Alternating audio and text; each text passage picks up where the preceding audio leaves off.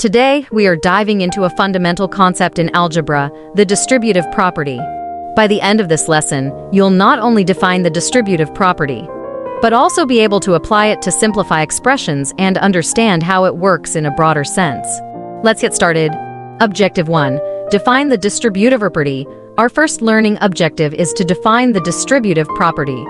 The distributive property is a fundamental concept in algebra that explains how we can multiply a sum by distributing the multiplication across each term inside the parentheses. In simpler terms, it's a way of breaking down a multiplication problem involving addition. By the end of this lesson, you'll be able to articulate a clear and concise definition of the distributive property. Objective 2. Apply the distributive property to simplify expressions. Now, let's move on to our second objective, applying the distributive property to simplify expressions.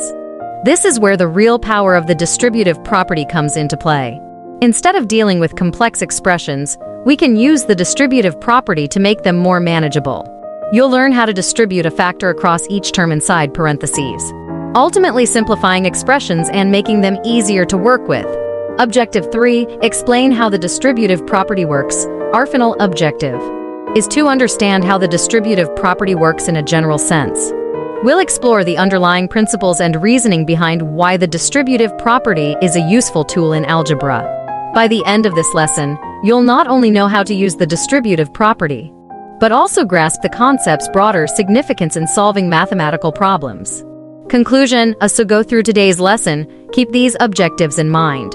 By the time we're finished, you'll have a solid understanding of the distributive property, what it is, how to use it to simplify expressions, and why it's a crucial tool in the world of mathematics. Let's embark on this learning journey together.